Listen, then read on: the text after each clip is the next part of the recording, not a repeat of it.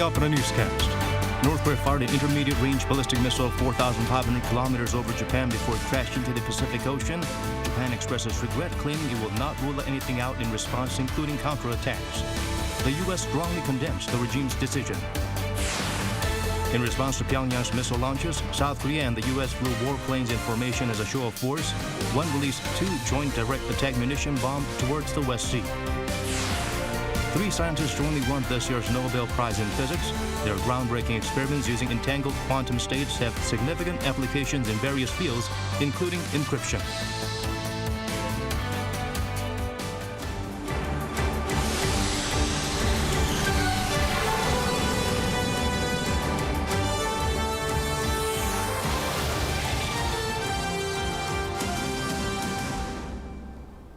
It's good to have you with us. I'm Daniel Che here to bring the latest. Let's begin with our top story. North Korea launched another ballistic missile, this time over Japan, in a major provocation that hasn't been seen since 2017. Japanese officials issued a rare warning to evacuate citizens living in the northern regions. Han Sung-woo starts us off. Another missile launch from North Korea. Its 5th test in 10 days. It was sent directly over Japan, something the regime hasn't done in 5 years. We believe it fell in the Pacific Ocean. It's another barbaric action again after the repeated ballistic missile launches, and we strongly condemn this.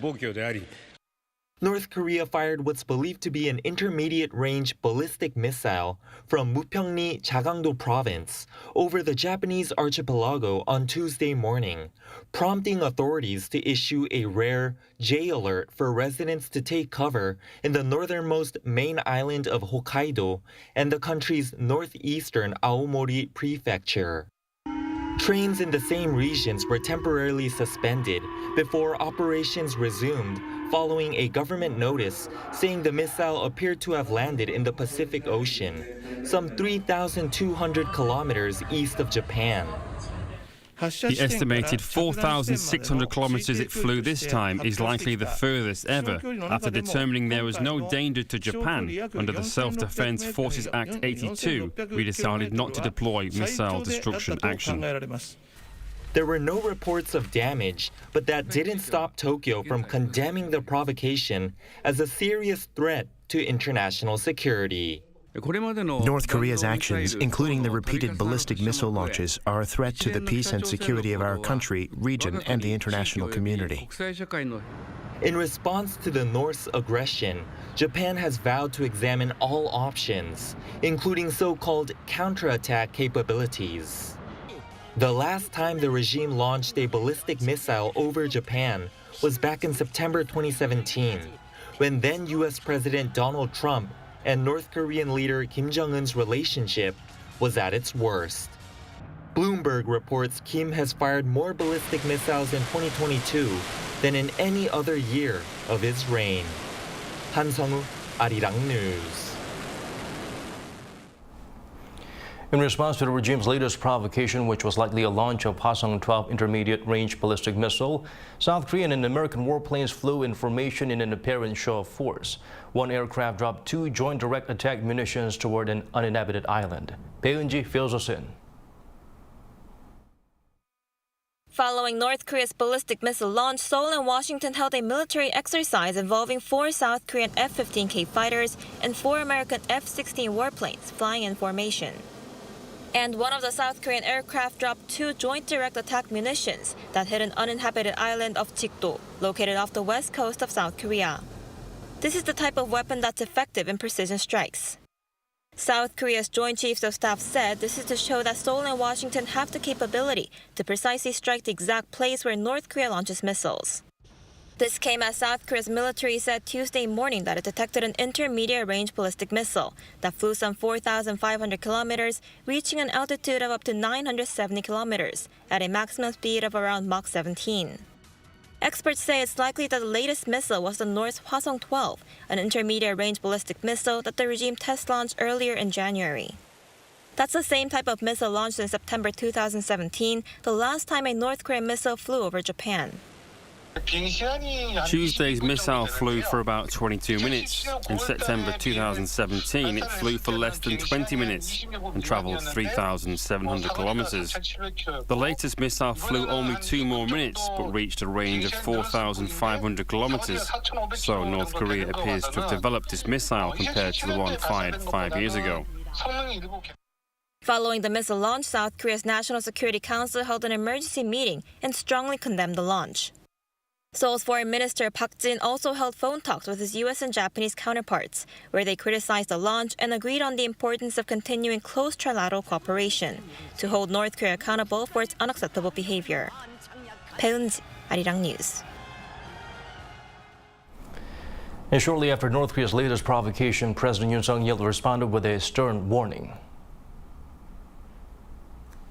북한에서 또 한 4,000km 정도 되는 중장거리 미사일을 일본 열도 위로 발사를 했습니다. 이런 무모한 핵 도발은 우리 군을 비롯한 동맹국가 국제사회에 결연한 대응에 직면할 것입니다. The National Security Council convened a meeting, later joined by the South Korean leader. The president ordered a stern response and told officials to bolster trilateral cooperation with Washington and Tokyo. The U.S. called North Korea's latest firing reckless and pledged continued action to guard international security. The EU also condemned the missile launch. China, meanwhile, expressed hopes for a balanced resolution through dialogue. Kim Hyun-sung reports. Dangerous and reckless is how the U.S. described North Korea's missile launch. The U.S. National Security Council issued a statement Monday local time denouncing the latest provocation. Spokesperson Adrian Watson said it demonstrated the North's blatant disregard for UN Security Council resolutions and international safety norms.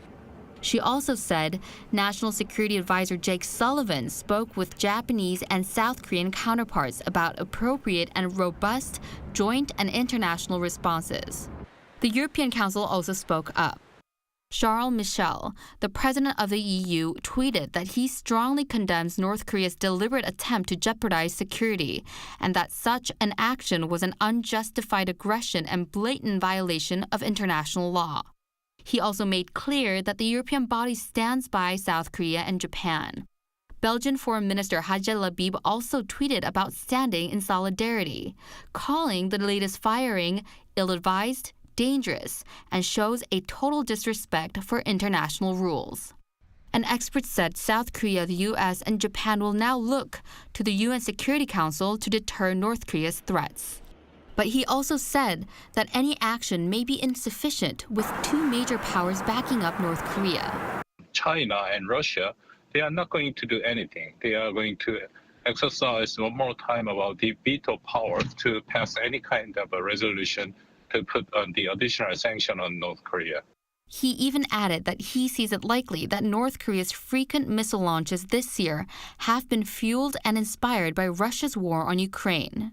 Overall, the Putin's Russia said very clearly that they are continue to use the nuclear blackmail or a threat to use to the Ukraine and other European countries, and it makes the North Korea the more emboldened to use their nuclear blackmail. Russia has not yet officially reacted to the launch, but China did in a written interview with Yonhap News Agency. China's foreign ministry said that it hopes for what it called a balanced resolution through talks and negotiation. Kim Hyun-sung, Arirang News. The 2 Koreas through the cross-border communication line did hold a regular end-of-day phone call at 5 p.m. local time. As for the call in the morning, it wasn't held. It was attempted hours after the regime's missile launch. An official at Seoul's Unification Ministry said it may have been disrupted due to technical problems. The 2 sides hold phone calls twice a day, once at 9 a.m. and again at 5 p.m. via their joint liaison office channel. Moving on to other stories now, the very first parliamentary audits of the Yoon administration begins. For around 3 weeks, lawmakers will grill officials of more than 780 government ministries, agencies, and public institutions. Kim Bo-kyung brings the highlights from day 1. There were clashes between rival parties on Tuesday at National Assembly as it began parliamentary audits of the Yoon administration. On the first day, the Foreign Affairs and Unification Committee couldn't properly start its audit as the main opposition Democratic Party asked for Foreign Minister Park Jin to leave the room as the motion calling for his dismissal had been passed. It is DP's stance to request for Minister Park Jin to exit from the meeting room, accepting National Assembly's dismissal motion for the official. Today is the first day of the parliamentary audit. As the country's diplomatic chief, we believe there should be an opportunity for him to thoroughly explain his diplomatic policy and the overseas trip. After around 40 minutes of arguing, the session had to be adjourned until 2 p.m. The Legislation and Judiciary Committee, too, could not overcome differences in opinions. Rival parties fought over former President Moon Jae-in having been requested to attend an inquiry by the Board of Audit and Inspection over a South Korean fisheries official killed by North Korea in 2020. The DP said it is political retaliation, while the PPP said it is part of a rightful probing process. The session eventually started 1 hour later. Meanwhile, lawmakers scrutinized officials over the Inflation Reduction Act, criticizing how the ministries were unable to anticipate something like this happening, mentioning that a similar act is being pushed through in Europe, the European Critical Raw Material Act, or RMA. We're now going through hard times due to the Inflation Reduction Act.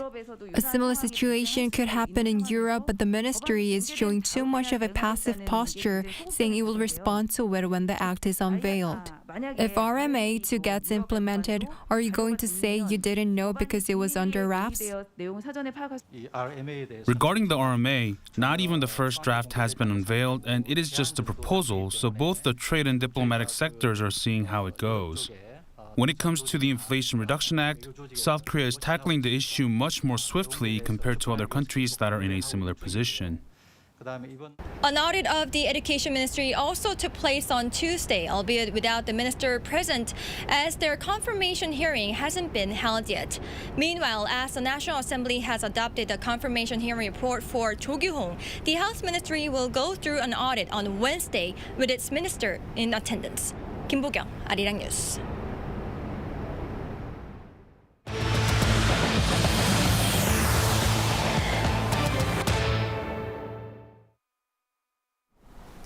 Three scientists have jointly won this year's Nobel Prize in Physics. Their work on quantum information science has significant applications in various fields, including encryption. Another aspect from France, American John F. Clauser and Anton Zeilinger from Austria were cited by the Royal Swedish Academy of Sciences for discovering the way particles known as photons can be linked or entangled with each other even when they are separated by large distances. The trio are leaders in quantum information science, which is considered a vibrant and rapidly developing field with broad and potential implications in areas such as secure information transfer, quantum computing, and sensing technology. Some experts believe it has the potential to open doors to another world and has shaken the very foundations of the conventional way of interpreting measurements. The prizes carry a cash award of around $900,000. The money comes from a bequest left by the prize's creator, Swedish inventor Alfred Nobel. Samsung Electronics is set to take a bold step forward as a game changer in chip manufacturing. The plan is to become the first in the world to mass produce 2-nanometer chips by 2025 and 1.4-nanometer chips by the year 2027. Jung provides a glimpse of what to expect.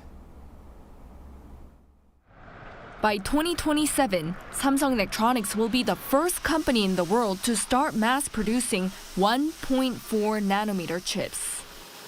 The tech giant announced on Tuesday during its annual Samsung Foundry Forum event in Silicon Valley that it'll set new standards for the foundry or contract chip manufacturing industry. By meeting with fabulous customers and partnering companies, I could sense their great interest, and I've once again seen the significant role played by Samsung's foundry. In order to meet strong demand for advanced semiconductors used in applications including those for artificial intelligence and high-performance computing, Samsung will also more than triple its advanced chip production capacity by 2027. The announcement follows Samsung this June becoming the first company in the world to start mass-producing semiconductors using a 3-nanometer process. It's currently the most advanced technology for installing the smallest circuits onto chips. By enhancing its gate-all-around transistor architecture newly applied for 3-nanometer chips, it also plans to introduce 2-nanometer chips in 2025. Samsung is currently the biggest player in the global memory chip market, but it's second place in the foundry market.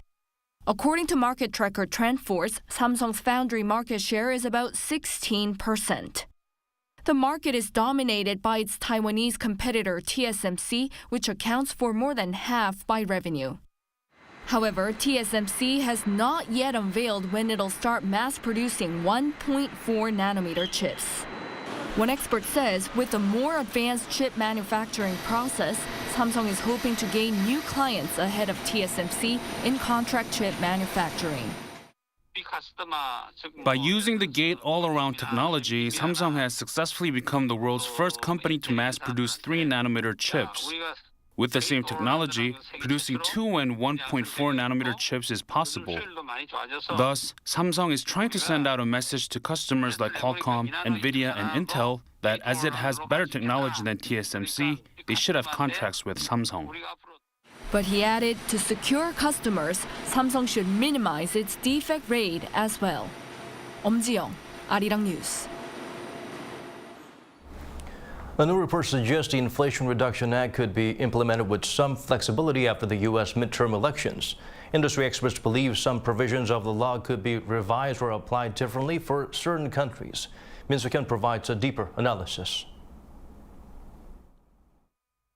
The U.S. Inflation Reduction Act that is feared to hurt South Korean automakers might be subject to some alterations. A latest report released by the Korea Trade Investment Promotion Agency says experts in the U.S. predict that the full implementation of the new law will be delayed due to unresolved supply chain issues. The report also noted that the new law may be applied flexibly after the U.S. midterm election in November, hinting that certain provisions may be revised or applied differently to specific countries. While consumers in the U.S. have praised tax credits for electric vehicles assembled in North America, those in the industry have actually raised concerns, as the provisions such as the battery and critical mineral standards pose significant challenges to automakers.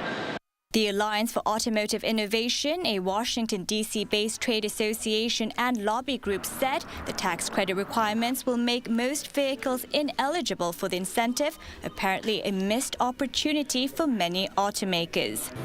It also said that the EV tax credit may disappoint customers in the market and thereby jeopardize electric vehicle sales. Already, there are signs of a decline in sales for South Korean-made electric cars. According to Hyundai Motor America on Monday, sales of its Ioniq 5 EV in September were down 14% from a month earlier, while Kia's EV6 model also plunged 22% from the previous month. Meanwhile, the U.S. Senator of the state of Georgia has recently introduced a bill to delay the Inflation Reduction Act's phase-in period.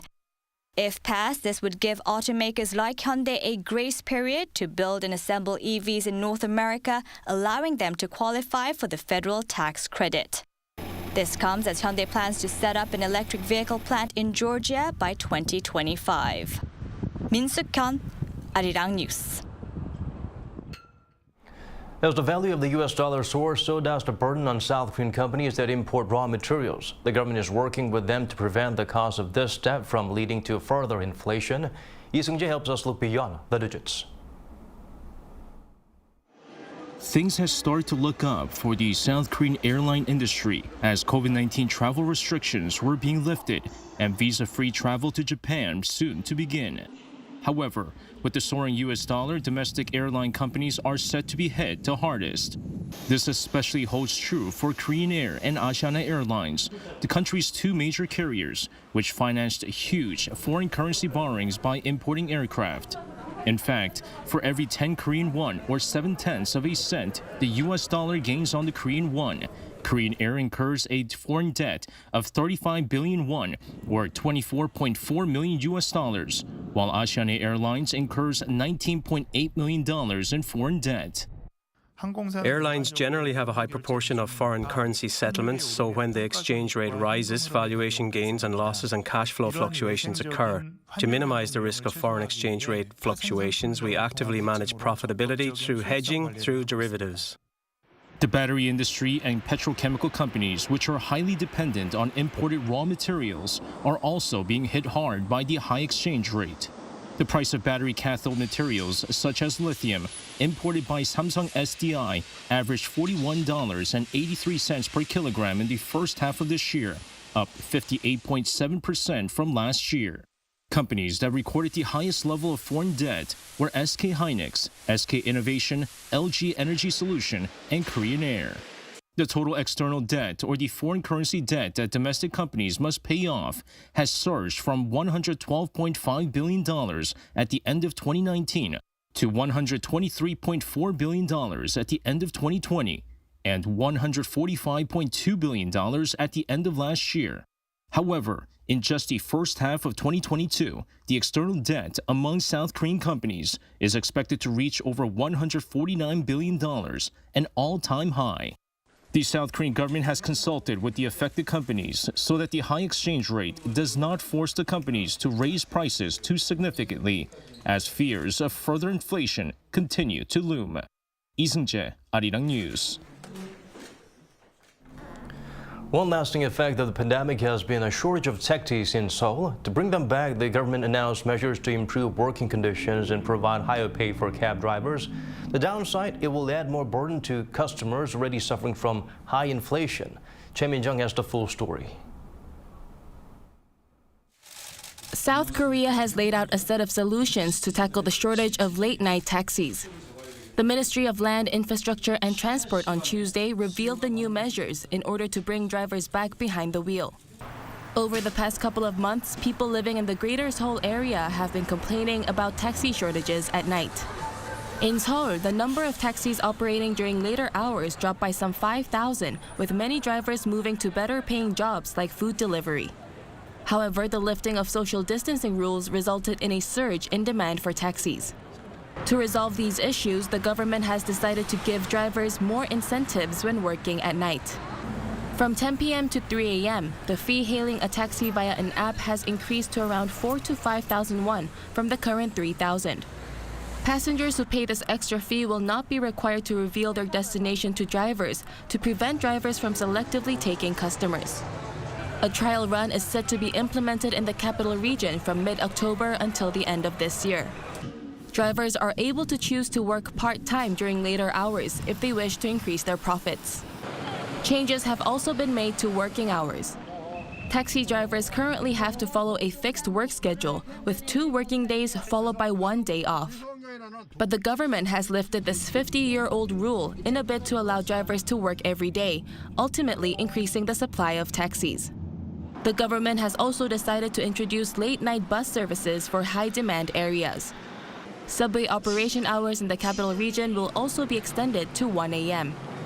Authorities have also pledged to increase the availability of platform services like Tada, which was suspended in 2020 after being accused of evading transportation business laws. Though the new plan may attract more drivers, it's not all good news for customers, especially in the Greater Seoul area, as the local government is already on the way to increasing fares for late-night taxi rides starting December. Choi Min-jung, Arirang News.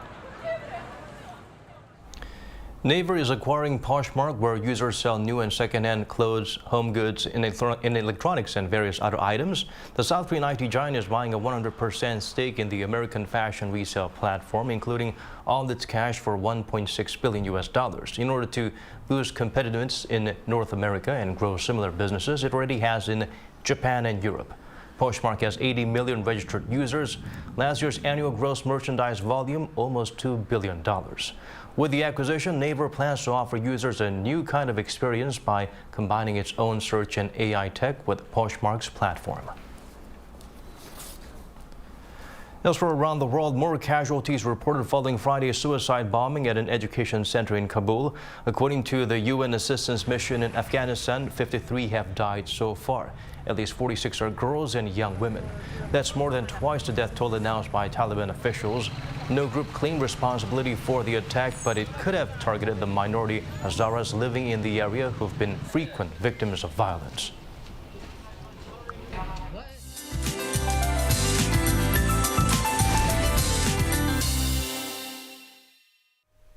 Temperatures took a steep dive across the country today. This is because a surge of cold air that was behind the rain clouds is slowly filtering into the nation. Morning temperatures will drop even further down tomorrow, down to 13 degrees Celsius in Seoul. Keep in mind that chilly spells will prevail for the time being, so make sure to dress warmly. Eastern parts of the country will see lingering showers until tomorrow. Up to 80 millimeters are in the forecast for the coastlines of Gangwon-do Province. Gyeongsang-do Province can expect about 5 to 30 millimeters. Although most of the rain has tapered off for western regions, lingering rainfall of fewer than 5 millimeters is possible. Morning lows in Seoul and Gwangju will be starting off at 13 degrees. Daytime conditions will be chilly for most regions. Daily highs in Seoul reaching 19, Daejeon 21, and Busan will be making it to 23 degrees. By the end of the week, morning temperatures are forecast to get colder for the capital region. On Sunday, central regions will see showers. That's all for now, and here are the weather conditions around the world.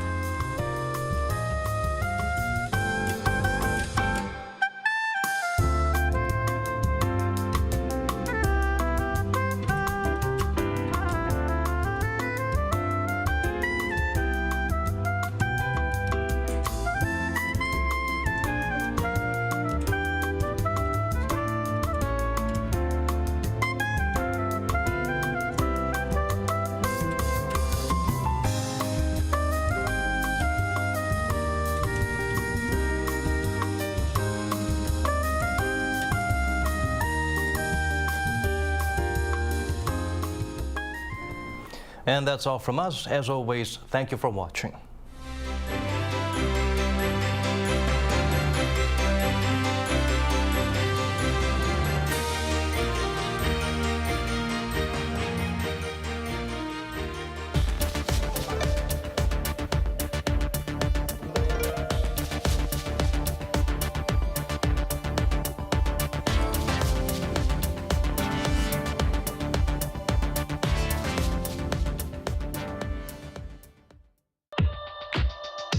A global network representing Korea.